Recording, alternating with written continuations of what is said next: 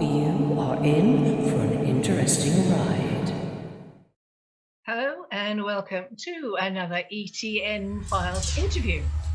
And this time you're joining me on an extraordinary interview which has its 30th anniversary, July 1992, and we are in July 2022.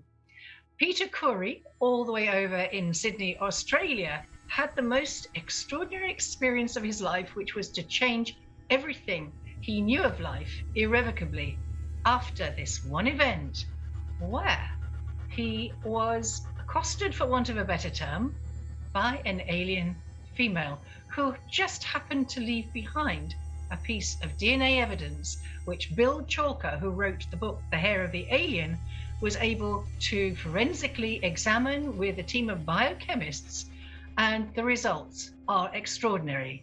So join me with Peter Khoury as we look back at that incredible event and the world first DNA evidence of an alien encounter.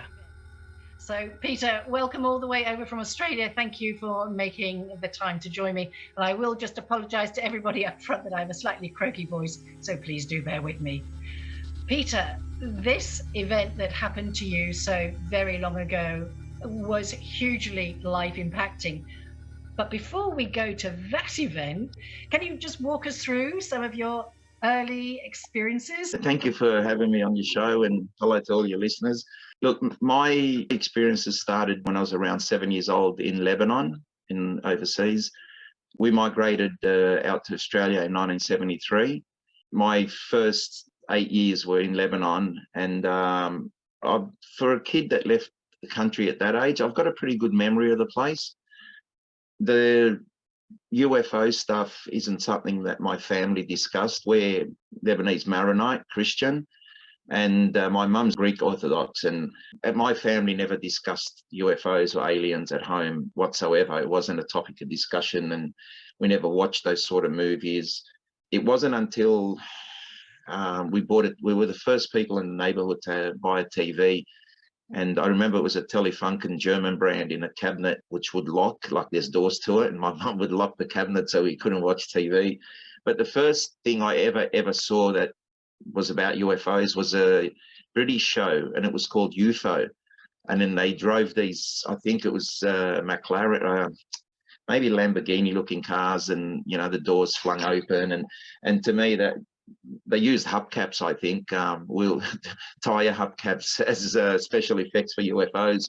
But that was the only thing I ever came across as a child that was about UFOs. Didn't see any aliens with the big eyes and stuff like that. So I wasn't influenced in any way by it. And it was just a fleeting thing that I might have seen a couple of shows, and thought, wow, that's a nice car. The car probably interested me more than I remember one summer we in Lebanon, you'd go to school for like 9 months of the year, and then you have 3 months straight during summer you have off. We were in a neighborhood. I was playing with probably 7 other kids, my cousins and friends in the neighborhood. What I got to point out too is the roof of the houses in Lebanon on the coast. We lived right close to the water. They're all flat. They don't have tiled roofs because there's no snow or a lot of water running off them. So they flat roofs, and they had cubby houses up there. They had grapevines, which they use as cubby houses, and people use them as an open area for entertaining and so on. So one of the kids called out, let's go play across the road on the roof. And everybody started running across the road. And as I ran across, I noticed my little cousin. She was probably a year and a half younger than me. She was behind me, so I let her get in front of me. I didn't want her to go last. We ran up 2 flights of stairs.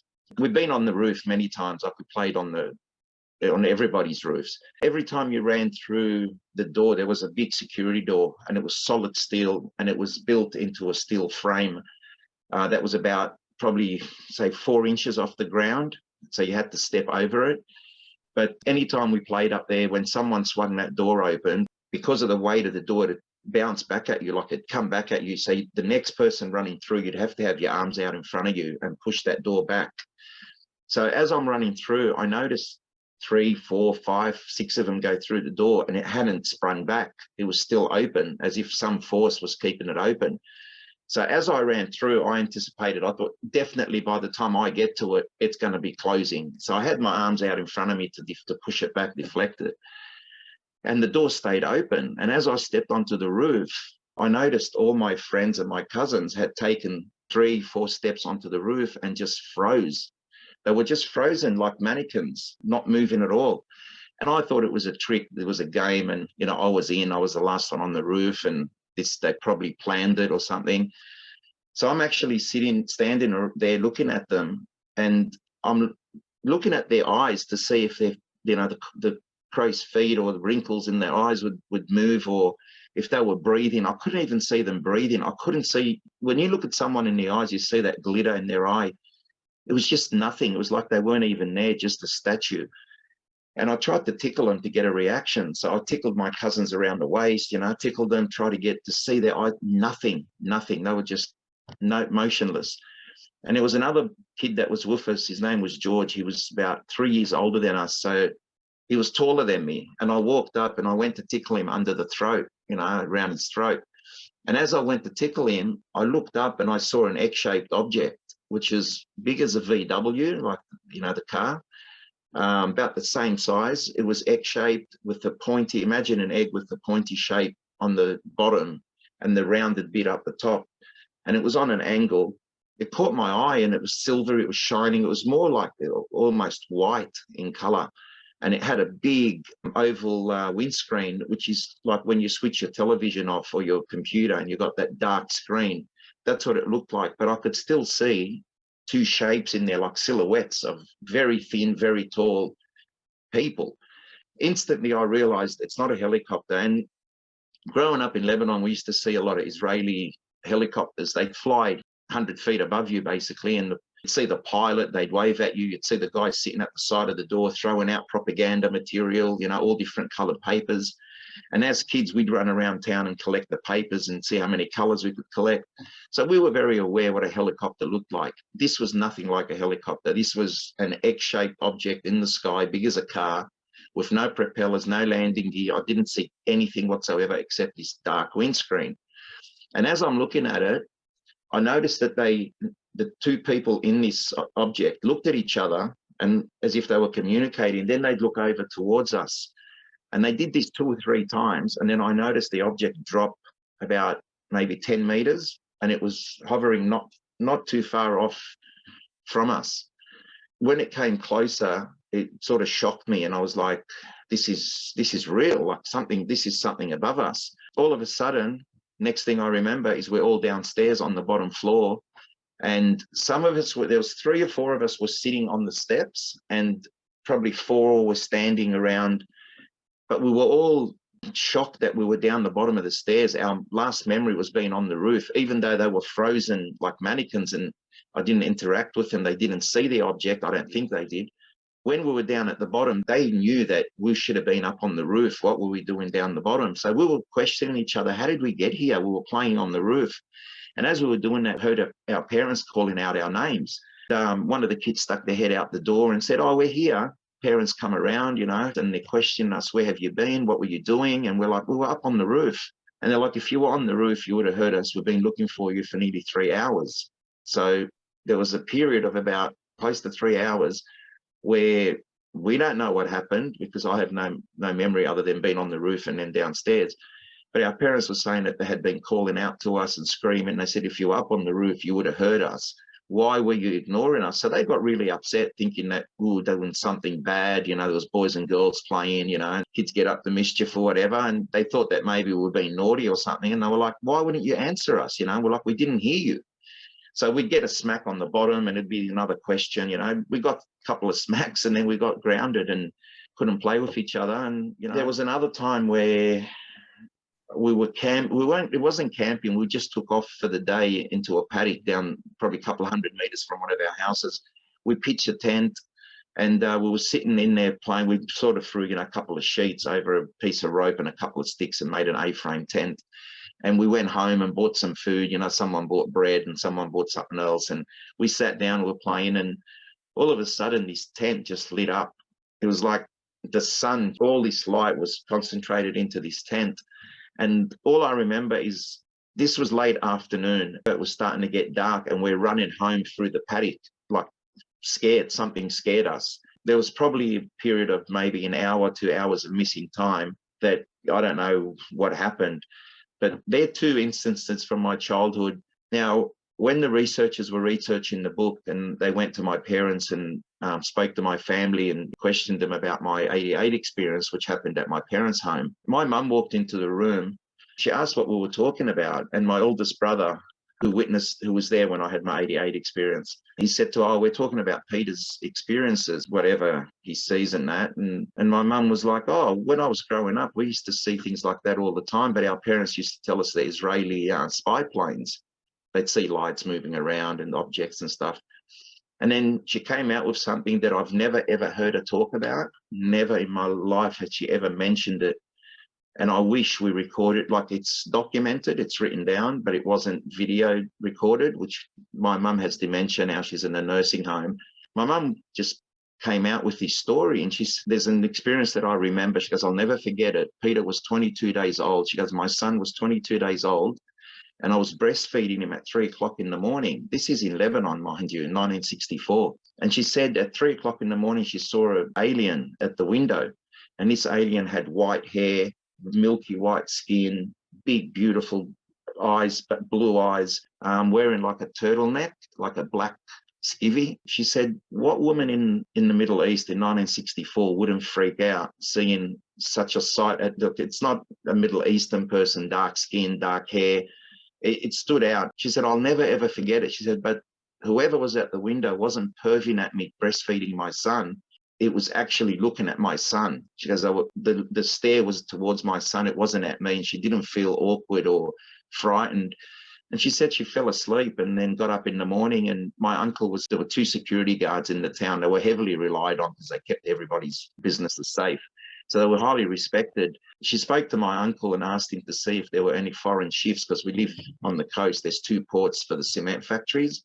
And she asked him to see if any Westerners were in the town. There was nothing docked on either port. So that was something that she'd never, ever talked about, but came out with it that day. And I'm glad she did, because it just goes to show that she's someone that would never, ever make up something like that. No reason to. So after you guys, we're all grounded, all the rest of that, did any of you ever discuss that as older people, or were you aware of anything that happened to you as a result of that? As far as marks, like scoop marks and that, I have got 4 on my leg, on my right leg, but that's my 88 experience brought that to the fore, and I'll go into that detail later. But I've got 4 of them on there. I know the couple of experiences that I have 2 from, definitely, but there are 2 other ones that are much older and could have been from that. But at the time, we never looked into this sort of stuff, I went back to Lebanon for the very first time in 2000. I was sitting down with my auntie and her kids, and, they came over to see us.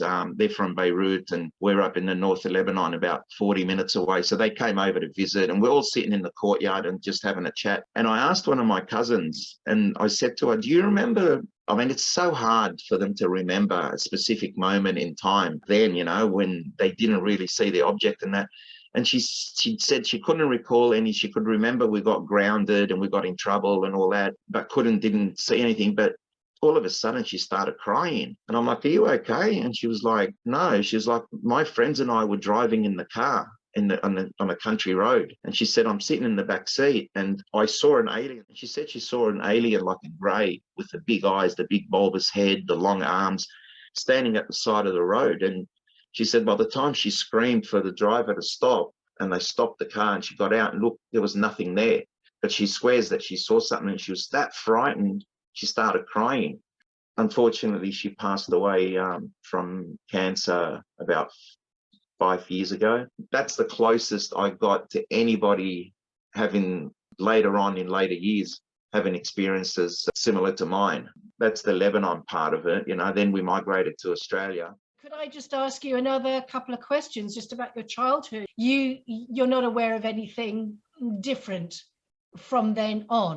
Yeah, just a lot of nosebleeds, massive nosebleeds. Like I remember once I passed out. I was sitting on the toilet, and this is in Lebanon. I passed out, and the next memory I have, my brother's carrying me over his shoulder and running down the main road to take me to the doctor. My mum said that I bled out so much that they couldn't even step on the floors, that much blood. And then it happened to me in Australia, actually, when I was about 12, 13 years old. Like I've always had nosebleeds, but massive, massive amounts of blood that I've lost. It happened twice, and twice I just happened to have a cousin with me, and he couldn't even walk onto the tiled floor because he couldn't get to me because there was that much blood. My dad, I don't know where he came out with this idea. He actually grabbed some cotton wool and dipped it into vinegar and dropped it down my nose, which he thought it would cauterize it or something. He reckons, he said his mum did it to him when he was younger, and it just opened the floodgates. As soon as that vinegar hit my nose, I don't know what it did to the blood vessels, but blood was just pouring out. And I could hear my mum saying, "You're going to kill my son." You know, I've bled a lot, and I've had nosebleeds all my life. Haven't had one for the last probably, I'd say, 5, 6 years now. My son suffered from nosebleeds. I've got a son that's 26 now. My daughter's 23. Yeah, there's things there I don't like to talk about. I'm keeping right out of it. Your father, did he talk about anything, or do you think he was aware? No, my father came when I was growing up. I hardly knew my dad. He worked overseas a lot. He worked in all Middle Eastern countries. He worked at the cement factory, and one of the bosses there used to take him overseas with him, and they'd do jobs overseas. And my dad was in the building game. He'd go to Lebanon on holidays. I'd probably see him 1 week, 2 weeks at a time. And I used to tell my brothers and sisters that man is coming back. I didn't even know it was my father. Not that he neglected me or anything. It was just that he wasn't around. He was busy working. But I recall one trip when he came back to Lebanon. He was there for about 2 weeks. But during that time, we were playing outside that same house that I mentioned before, playing on the roof. And we're a whole bunch of kids, like we're playing soccer out the front, boys and girls. And one of the people from the house who lived in the house, she was studying for her HSC, and she was sitting on a rocking chair, and she was rocking back and forth, and sometimes she'd rock and hit the door, sitting against the front door. All of a sudden, we heard these banging at the back of the house, like someone with a ramrod trying to burst through the house, like knock the doors through to the other side of the building. It was that loud. It happened about 3 or 4 times rapidly, and really loud. So we went and grabbed my dad, and there would have been kids there from the age of, say, 15 to about 5 or 6. So we went and got my dad, and he had this old shotgun that he used to load from the front with the muzzle and thing. Anyway, he got it out, loaded it, and come out, and we thought someone was trying to break into the neighbour's house. So the kids split. All the older kids went around to one side of the house, and all the younger kids grabbed sticks. And we were walking behind my dad, who had a shotgun, and walked around the back of the house, and there was nothing. No one was there to make that noise. And as we all got there and met right at the door, that same noise started happening at the front of the house, like somebody trying to bust a ramrod through the house. And we all ran to that side of the house. There was nothing. But apparently they had a lot of poltergeist type activity in that house. So that's the only thing I could say with my dad when I was a kid, that there was anything unusual that he experienced. But my 1988 experience that happened at my parents' house, he was definitely there and definitely was affected by it. It actually upsets me to think about that, because I thought my dad had a heart attack. I thought he passed away because I couldn't wake him up. I left home for about 5 years, and I had just moved back home, and I started dating my high school sweetheart again, and we were looking at getting married and so on. At this point, you're in Australia now. Is that right? Yeah, this is 1988.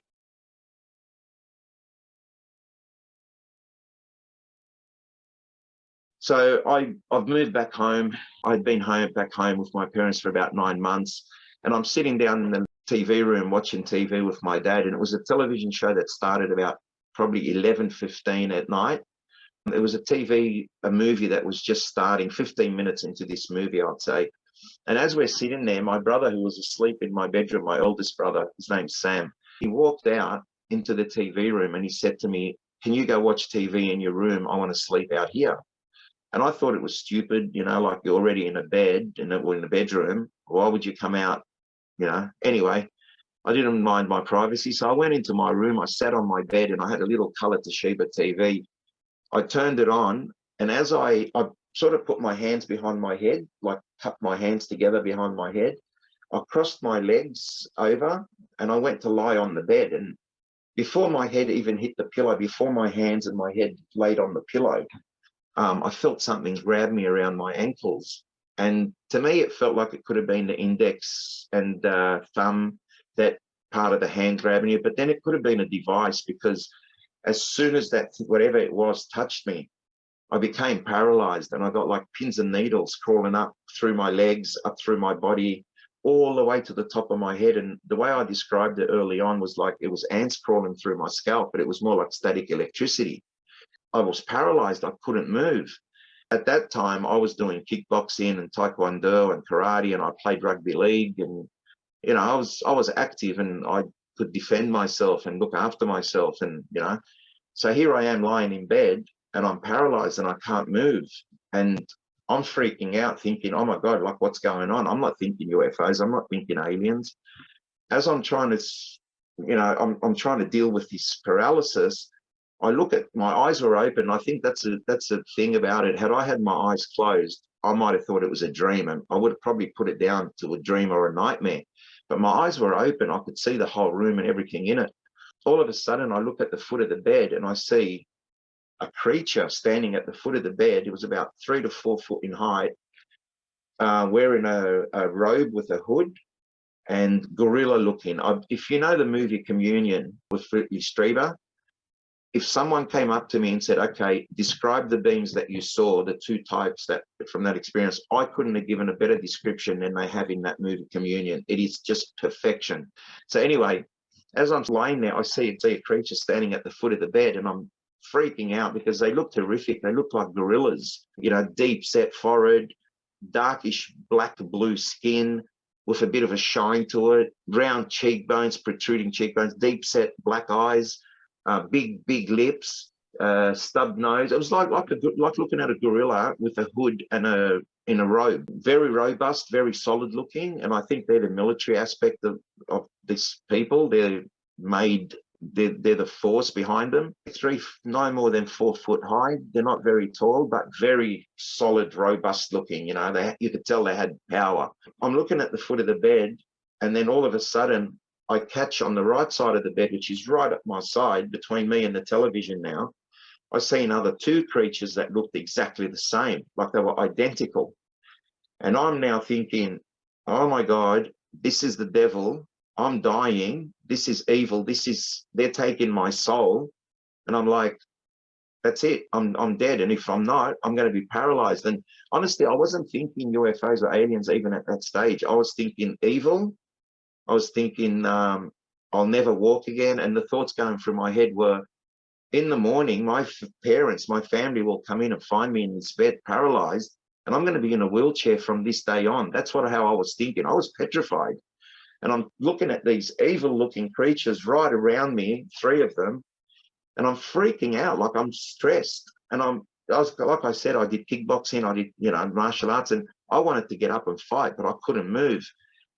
Anyway, because I could move my eyes, once again, something caught my attention on my left side. When I looked, I saw 2 very tall, very slim looking, slender, goldish in color, oval shaped heads with like a pointy chin, big, massive black eyes, almost like a cow's or a horse's eye compared to a human eye, massive black eyes, a little ridge, like tiny little ridge for a nose, 2 nostrils, long cut nostrils, and no lips, just like a line drawn with a pencil. I didn't see their lips move at all. The one that was closest to my shoulder, to my head, was a male, and he had a surgical mask on, but he had it, I assume he's had interaction with me before, wasn't concerned about passing on germs or catching anything. He had our surgical masks that the mask we wear now through the pandemic and that, they're wide as your hand if you put your 4 fingers together. The mask that I saw was probably wide as 2 fingers.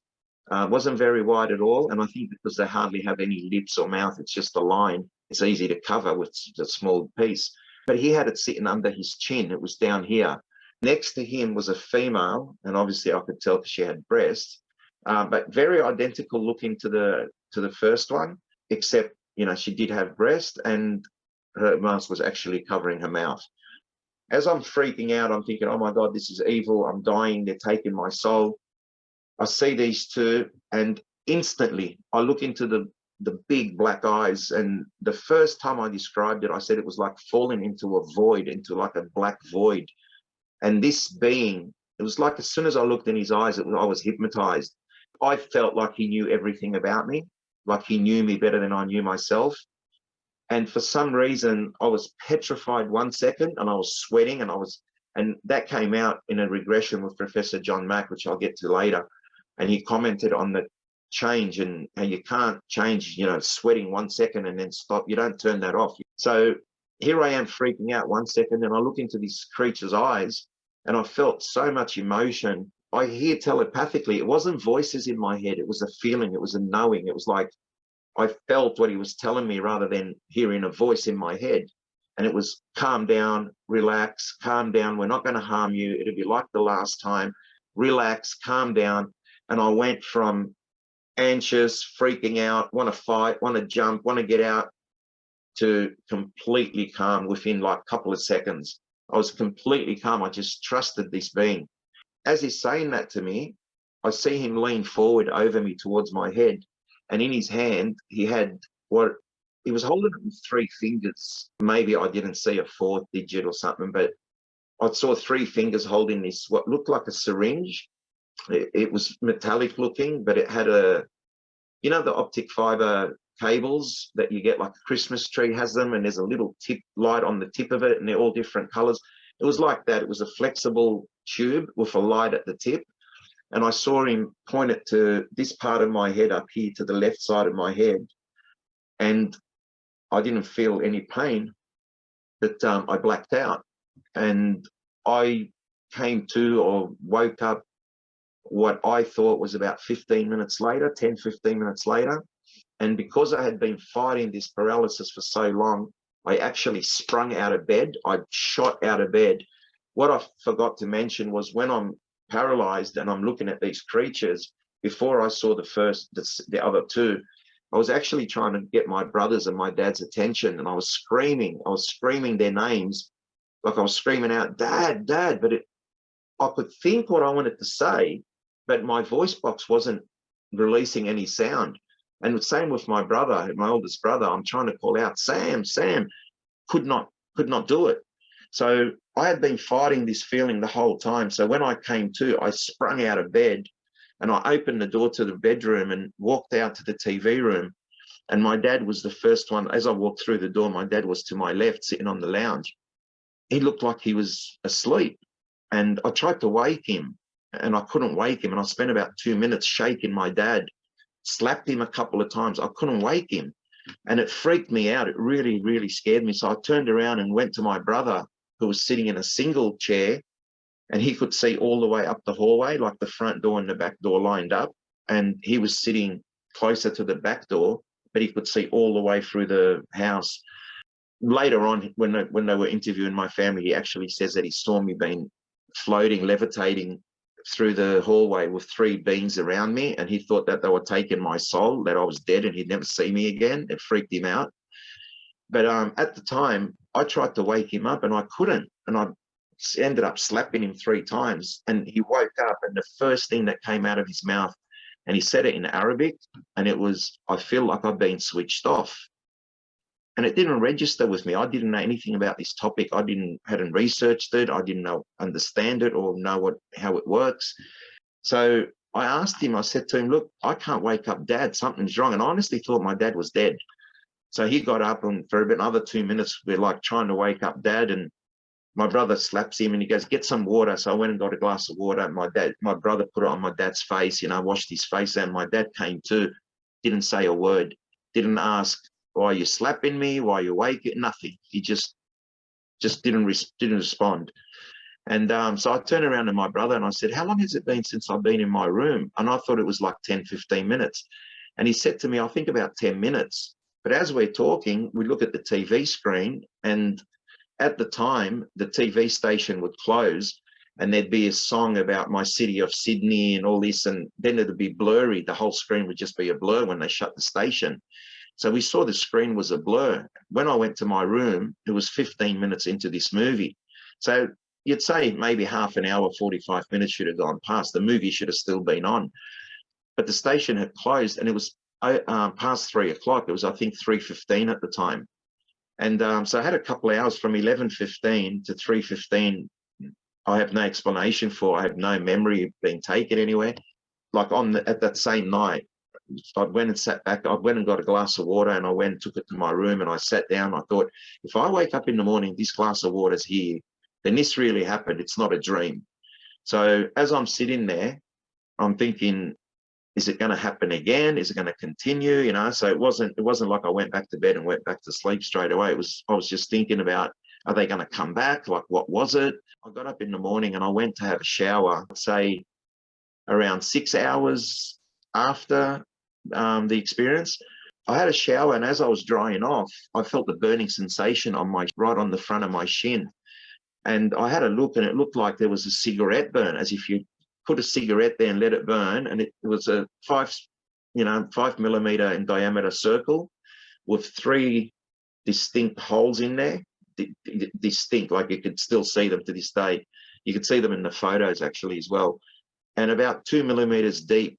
And it was a perfect circle, but red raw, as if it just, you put a cigarette there and let it burn at red raw. I got dressed. Later on, I went and picked up my fiance from work.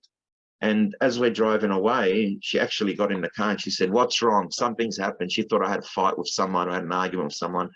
And I said to her, "You know what? Something did happen. I may as well tell you."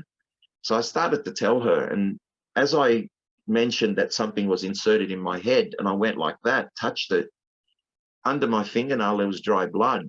So she's had a look, and she's like, "Oh my God, Peter, you got like a donut. It's like a hole, but it's inflamed, it's raised, and it's like a hole in the middle. It looks like a donut."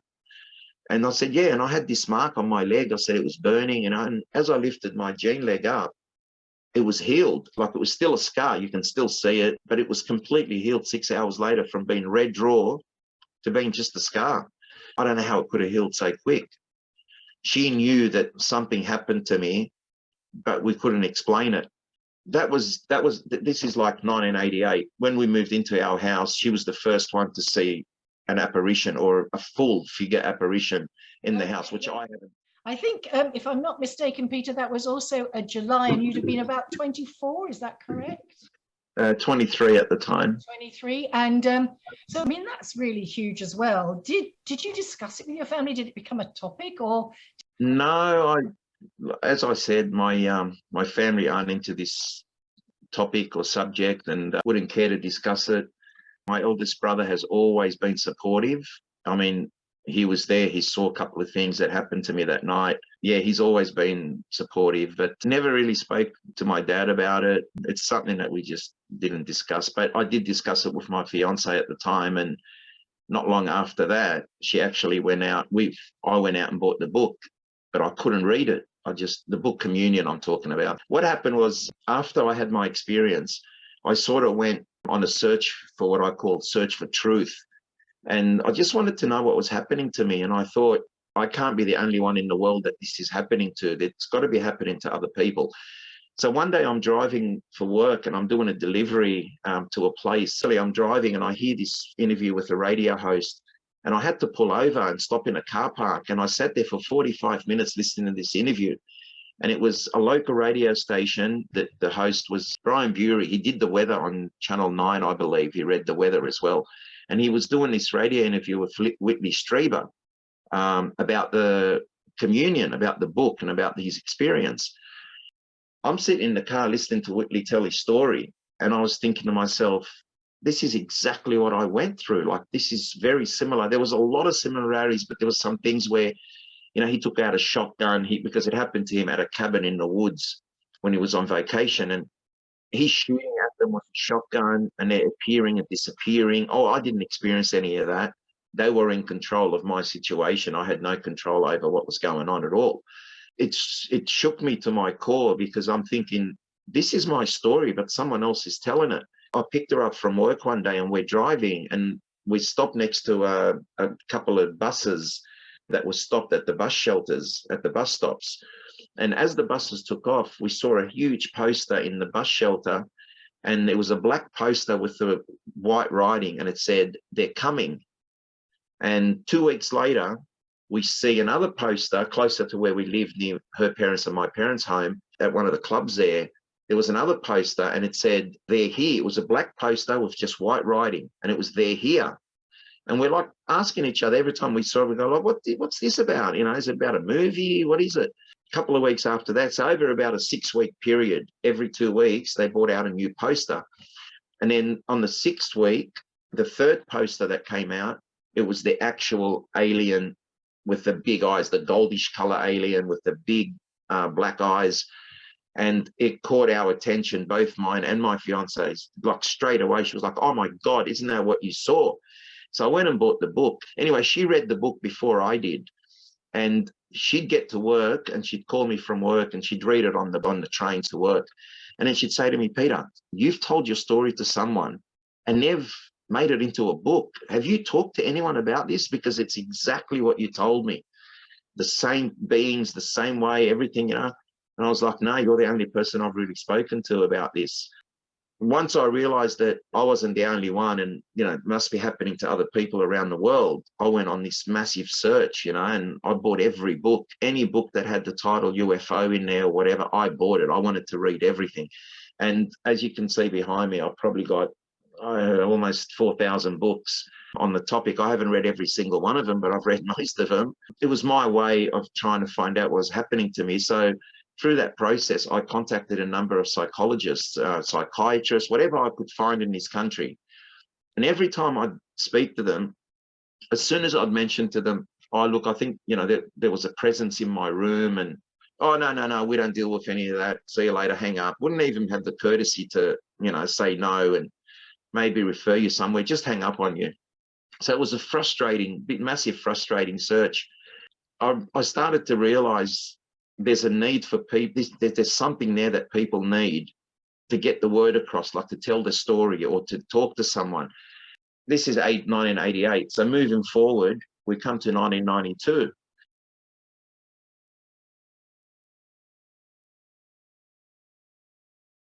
And in 1992, we got married in 1990 and we moved into our house and we were living here for 2 years.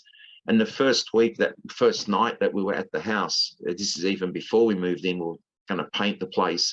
Her and I were sitting there in the lounge room. We had a couple of pizzas on a milk crate, TV on a milk crate. We had no furniture there. And we heard footsteps, like very, very loud footsteps, walk towards us. And we were in a room where there was an archway leading to another room. And it seemed as soon as these footsteps got to the archway and saw us there, bang, it stopped. But it was so loud. It was like heavy boots, like military soldier marching, you know, heavy footsteps. We both looked at each other and thought, what the hell? And she was like, maybe someone's broken into the house. Maybe there's squatters living in the house. Because it wasn't occupied when we were trying to fix it and paint it and that. So I went around the house and looked everywhere, thinking there's going to be someone in the house. There was no one there. Anyway, we got married. We moved into the house, and the first couple of weeks we were here, she was cooking and we needed some ingredients. So I went up the shop. As she's in the kitchen, she hears footsteps. She hears someone walk through the house. And she's like, "Oh, Peter's come back real quick. He must have forgotten something." So as she turns around, she's got one archway, dining room, another archway leading to the lounge room. She sees a man who she says was dressed like Abraham Lincoln, with the top hat, you know, the long coat, the tailcoat on the jacket, and had a beard. And she said it walked straight across the archway and then looked towards her and kept walking towards a mirrored wall. The funny thing is, when we had my son, I was working in a building game, and he was having sleeping issues and that. So I'd sleep in the spare room. And every time I slept in that room, which is where this entity, this ghost, whatever, would have walked into, every time I slept in that room, I'd wake up with scratches on me. It looked like a fingernail scratch down my leg or down my arm, or every time. So we got to the point where we went in there and touched the mattress and tried to see if there was any pins sticking out or needles or something. But of course, there was nothing. Anyway, we come around to 1992. By that stage, I was starting to understand what the subject was about. but I wasn't prepared for what was coming, what was going to happen. It really blew me away. I'll go backtrack a little bit. I was on a work site and I got attacked by 3 guys and I got stabbed in the chest. One of them threw a knife at my chest. It lodged in my chest and I pulled it out, threw it away, and then he came at me with a shovel. I blocked it, and then his mate from behind me hit me on the head with a shovel twice, and the third time I turned around, saw it coming, and I stopped it. And I think it would have killed me if it hit me the third time because I had massive damage to head injuries. A lot of people say, oh, that's why you had the experience, you were hallucinating, you were having this and that. Fair enough, I understand that, but how does the hair come into play? You know, how does this DNA come into play if I was having hallucinations because of my head injury? 1992, about 3 months, 4 months, about 4 months after the injury, I had to get up and give my wife a lift to the station to catch a train so she can go to work. So about 7 o'clock in the morning, I jumped out of bed, jumped in the car. As we drove there, I wasn't ill. I wasn't feeling ill or anything, but the further I got from home, the more regular I would stop and actually vomit. Like, I don't know where this liquid was. It was just liquid. It wasn't food or anything, but I just kept vomiting and vomiting. And the further I got from home and the closer I got to the railway station to drop her off, the more frequent I would stop and get sick. So on the way back, I noticed that the closer I got to home, the less sick I got. Like, I wouldn't have to stop as often to open the door and get sick. And as I got into my street, I felt energy, like I felt stronger. Anyway, I got to my house, walked in the door, because I had been feeling like vomiting and now I didn't feel like staying up. I went and lied in bed. Did this sort of response happen as a result, do you think, of the attack, which I assume was a robbery? No, it was just a couple of idiots, used our material, our tools, like stole stuff and then got caught, and that's how they reacted to it. I got stabbed and I got a bottle slashed my arm. A guy broke a bottle and ripped my arm open with it, and I got hit on the head. But no, I don't think it had anything to do with it because I hadn't experienced anything like that in that period. It was just that day, that morning. But anyway, what happened was I came back home and I jumped in the bed and I got under the quilt. So I put the quilt over me and I was wearing track pants and a sloppy Joe. It was July, so it was a bit cold, and I was lying in bed. And I just got into bed, and this is now probably about 7:10 in the morning, 10 past 7. And that's what everybody gets wrong for some reason. It's in Bill Chalker's book, Hair of the Alien. I've spoken about it numerous of times. It's even on documentaries. But there was a book written recently, and the guy that commented on my case said that, I was woken up at night. No, it happened, please. I just need to get this straight. It happened at 7:15 in the morning. It wasn't no night paralysis, night sleep, whatever, night terrors. This happened in the morning, daylight. And that's very rare. As I got into the bed, and I wasn't asleep or anything, I just got into bed and I was just lying there and I'm thinking, why am I getting so bloody sick? I felt like something sat on the bed, and to me, it felt like it could have been a cat, dog, a smaller dog that jumped. When someone sits on the bed, you get that indentation, that movement in the mattress. And it caught my attention because we didn't have any pets at the time. And I thought to myself, shit, did a cat, sneak in when I opened the door and I didn't realize, and it's bloody on my bed. And as I sat up, now when I went to bed, I put the quilt over me. So I was under the quilt, under the sheets. And here I am on top of the sheets, lying there. And as I sat up to see what this thing was that sat on my bed, it was like my astral body, my soul, whatever you want to call it, sat up before me, like it separated from my physical body. And I could see a transparent image of me, like a glassy, transparent image of me. And then through that, I could see there was a female, and she was facing me and she was sitting on top of me, straddling me, and she was naked. But as my body sat up and I caught up with my astral self and I became one again, she put her hands out like that. She cupped both her hands behind my head and pulled me towards her left breast. I'm claustrophobic at the best of time. I don't like being in a lift or a room that I can't open the door. I just get claustrophobic. So she buried my face into her breast. I couldn't breathe. So I pushed away from her. I put my hands against her body and I pushed away from her. And then she pulled me back a second time and I still couldn't breathe. Like every time she buried my face, I'd be like, shit, I can't breathe. So I pushed away a second time again. And then the third time she used super strength and she just buried my face into her breast. and I couldn't push away. As much as I tried and tried to push against her, to push away, I couldn't do it. And I started to freak out a little bit, almost suffocating. So I just took a little nip. Like, I wouldn't call it a bite because it wasn't a bite. It was more so like a pinch, but with my teeth. And it was to try and get away from her, to try and push her away from me. And I remember being able to push away. And as I looked at her, she had this shocked look on her face, like completely shocked. There were two females on the bed. The one that was straddling me was a white female, milky white skin, perfect description to what my mum saw when I was 22 days old. And she was breastfeeding me, and she saw this milky white, male, and white hair, milky white skin. She was very attractive, odd features. She had a longer face, the singer Cher, but she's got the protruding cheekbones and the longer face and the longer nose, but still she's attractive. It was like that. She wasn't perfect in a human sense, but she was very attractive, and she had probably twice the size of a human eyes, very, very nice blue in color. It was like a two-tone blue with the pupils and the rest of the eye. She had white, milky white skin. Her nose was a bit long. She had a longer nose, not long in a bad way, just suited her longer face. She had normal lips, a bit of a pointy chin, not sharply pointed, the protruding cheekbones. Her hair caught my attention because it looked like it was being blown in the wind, but it was wispy. It was like very, very fine, very thin hair. And then sitting on the corner of the bed, like sitting down as if you're taking a school photo, and you've got your hands on your knees, your hands closed and they're on your knees. And there's this Asian looking female, black hair, page boy, straight cut across her forehead, straight black hair, darker skin. She had a bit of a belly. And that's another thing with the blonde female. When I looked at her, I could not see her belly button. I just saw a smooth, perfectly smooth. It was like a doll, mannequin type, where you don't see a belly button.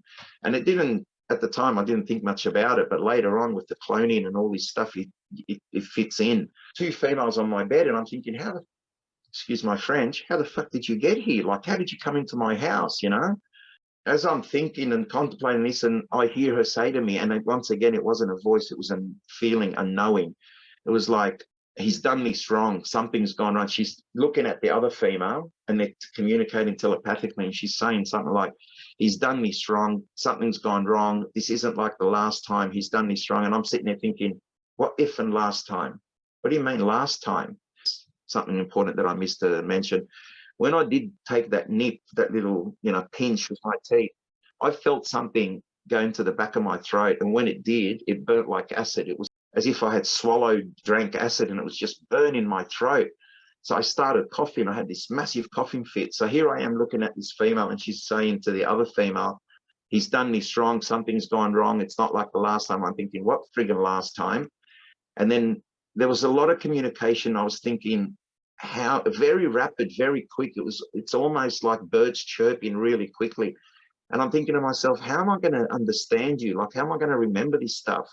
All of a sudden I start coughing because this thing has hit the back of my throat and I've swallowed it.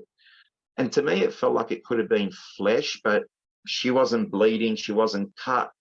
I didn't see any injury on her at all whatsoever.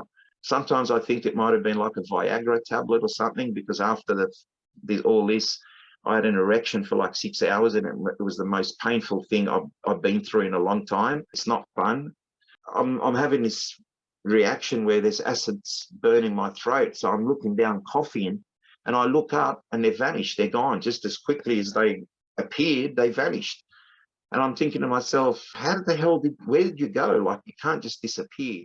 Got up out of bed and went into the kitchen and got some bread and tried to eat some bread just to wash this down, and I drank some water, and oh my God, was that a mistake? As soon as the water hit my throat, it was like 10 times the pain, 10 times the aggravation. I just had these coughing fits, and I must have coughed for about 20 minutes, and my insides, from coughing for so long, my organs were killing me.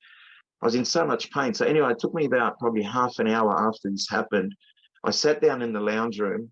I had to use the bathroom actually after I drank the water. And I went into the bathroom, and this is where it gets really weird. I went into if it isn't already, I went into the bathroom and I had the urge to pee.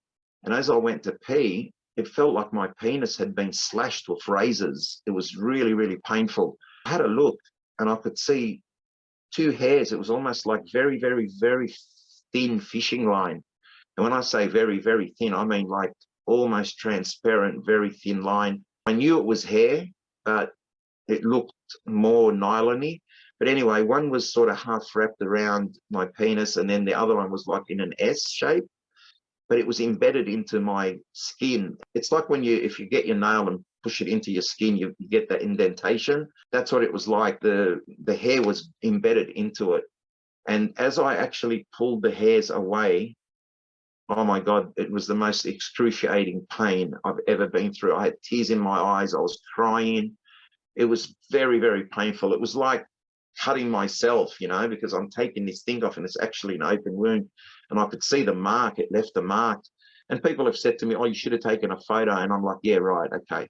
You know, as if you know what I mean? No bleeding whatsoever. It just felt like I had been slashed with razors, more like a burning, cutting, as if, yeah, you've been cut.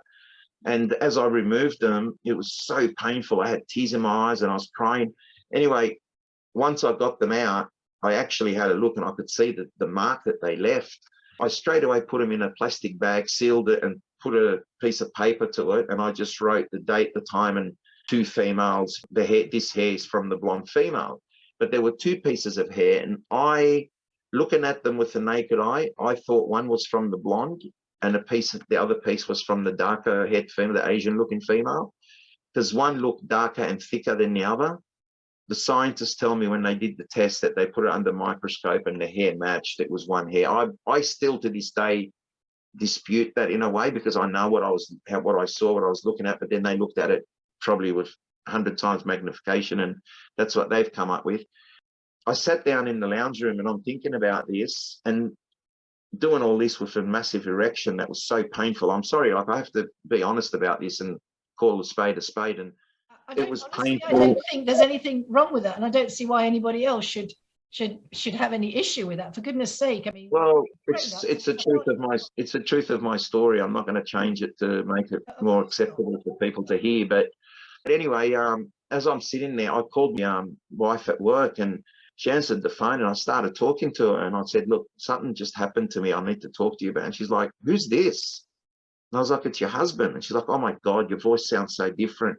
And probably because of the burning sensation, and she didn't even recognize me.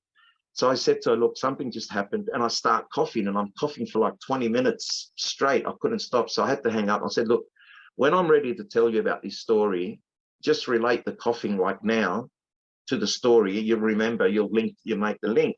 And it took me nearly 3 weeks to actually talk to her about it. I just felt guilty.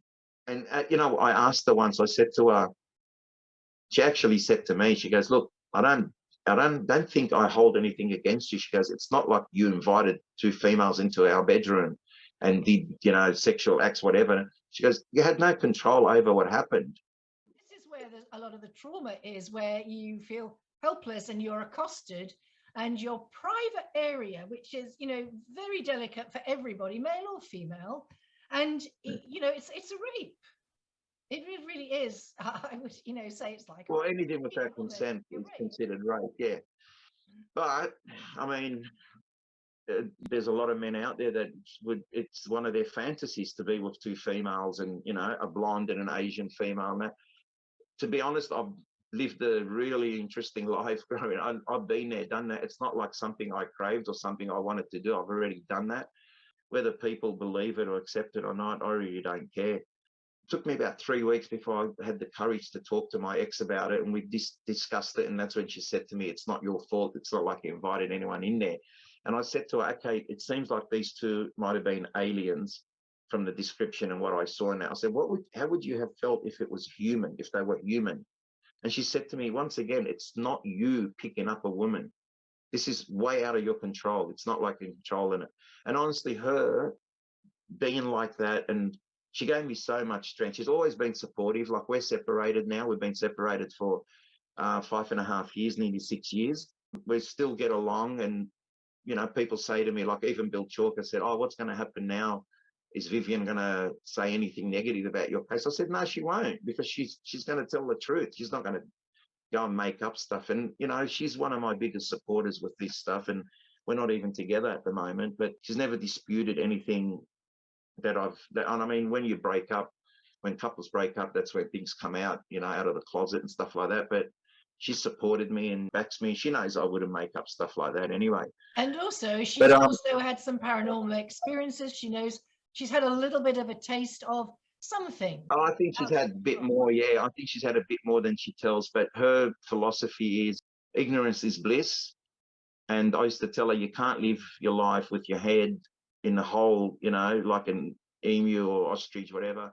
Moving forward a couple of years into, say, 1993, I honestly could see the need for people that needed support. So I went and got together a few professionals, and we've started the UFO Experience Support Association, which was one of the first group of its kind in Australia, and it was a support group network. That's something that really, really impressed Professor John Mack when he came out. And we had a workshop. I held a workshop and he attended, and there were a lot of abductees there. And we had, you know, hypnotherapists, we had psychologists, psychiatrists on board as well, and doctors and that, and physicists. He was really impressed. And he said to me, it takes a special person who's had the experience to stand up and help others while you need help yourself. And the same with Bud Hopkins. He said the same thing to me, because I asked him, you know, someone in my position who's had the experience, would I be useful in a support group environment, you know, while I'm still dealing with my own issues? And he was like, you'd understand it more than any of us. And it gave me a lot of strength to move forward and do that. So we set up a support group, which, you know, we dealt with a lot of people. We started educating public, and we'd send information out to schools, and like an info pack to schools for people to do assignments and so on. We held film nights, we had meetings, and we had a lot of overseas guests that came along. I mean, big names, all the names in the field that you could think of, we had as guests. And they used to tell each other, if you're ever in Australia, you've got to be hosted by Peter Khoury. Apparently, I'm a generous and good host, which I take pride in that. That's wonderful, and it's something that, although I haven't done a group as such, what I do is to give people a platform, experiences, so they can share their story. And also, if people don't want to go on camera, you know, we can talk without being on camera. So congratulations, Peter, and well done you, because, you know, people really do need to speak about this. What I liked about the support group was that it was effective. We had an education program going, and it was like we put on film nights, and we'd have a full house. We'd have to turn people away. We had a big impact in Australia in particular. I started getting letters from people all around the world. I'm writing a book now, and I'm hoping I can get it published. And there's a section in there, people's letters that was sent to me. And this is people from all around the world, and people who have no television. You know, this stuff you can't make it up. I mean, no one sits at home and just says, how can I make up a story like this? You wouldn't think about it. One day I was here with Bill Chalker. It was before he was researching to write the book.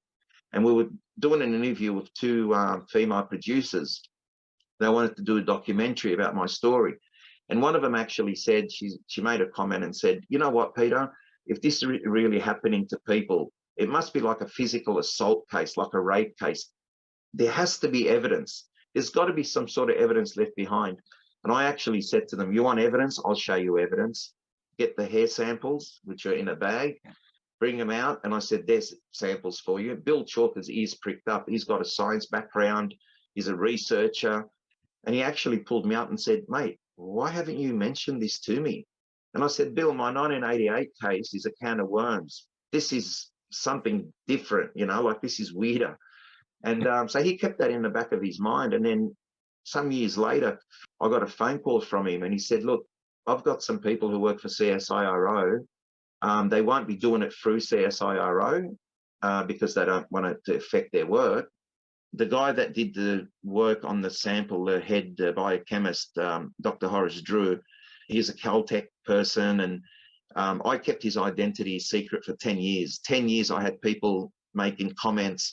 Oh, Bill Chalker did the hair sample, the DNA sample in his garage, in his backyard shed on a newspaper, like derogatory comments, you know. And I was always like, whatever. Little did they know who this person is. And then 10 years later, when they actually found out who it was, every group in Australia, every UFO group, made him an honorary member of their group, because they were just so impressed with his credentials. And now they all know who did the work. It wasn't Bill Chalker doing it in his backyard shed on a newspaper. It was done in a reputable lab that was done by some of the biggest DNA. He's written 5 books. Dr. Horace Drew has written a number of books on the topic of DNA. So, but anyway, Bill calls me one day and he says, "Have you still got the hair samples?" And I was like, "Yeah, I have." And he's like, "Mate, would you be interested in testing them, getting them tested? I've got someone who learned on." "Yep, let's do it." Like, I was that confident. I knew it didn't come from my partner. I knew that they came from somewhere else. Never in my wildest dream would I have expected the results that came back. I probably thought it'd come back human. I wasn't even contemplating what it would come back.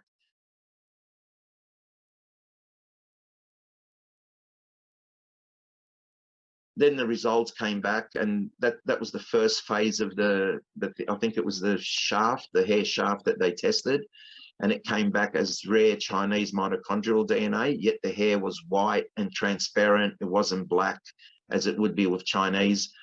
And the second phase of the DNA testing was the root of the hair, and it came back as Basque Gaelic. So in the one hair, the root and the shaft had 2 different distinct DNA differences. And there was also a CCR5 gene deletion, which meant if the gene wasn't in your system, in your body, you were resistant to sexually transmitted diseases. So there was a lot of interesting stuff coming out of it.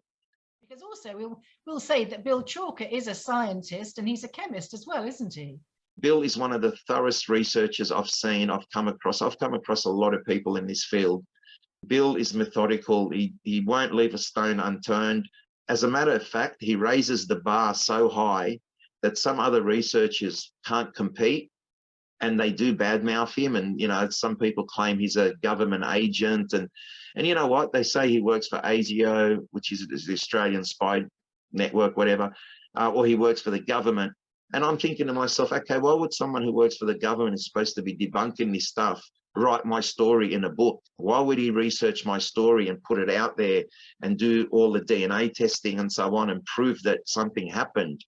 He'd try and sweep it under the carpet. He's one of the most credible researchers I've come across. Bill and I, when I first heard about Bill, I hated him. I didn't like him at all, because everybody in the field was telling me that Bill was trying to debunk the UFO topic or the abduction stuff. And I thought, he'd be at meetings and I'd be selling raffle tickets for the group to raise some money, and I'd avoid him. I wouldn't even go to sell him a raffle ticket. I thought he was working against everything I was believing in, And once I got to know him, Bill and I are best friends now. Like, I've known Bill since 1988. I think I met Bill, and we've become friends, and we're very, very good friends. And he actually worked with me for a while in the security industry, and we're still mates, we're still friends. How long did it take from you handing over the hair sample to the results? The results were probably over a period of 6 to 12 months, a couple of phases where they did the testing, but it was over a period between 6 and 12 months where I started getting some feedback. As Bill says to me, it's still an ongoing investigation, because DNA is evolving so rapidly, and we're learning more and more about DNA. Now, the hair sample, Bill, I gave both hairs to them. One of the hairs was destroyed, the other one partially destroyed. I was told by the head biochemist, Dr. Horace Drew, that there was like a DNA sample that they've kept, and it's in his safe. It's that basically it'll always be there. Then for 10 years, I didn't see the hair. I knew it was in a slide. It was in a glass slide. I saw it a number of times, but I didn't have the hair in my possession.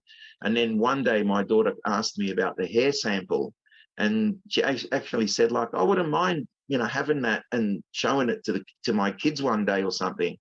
And so I rang Bill and I said, look, I'd like the hair back. This is 10 years down the track.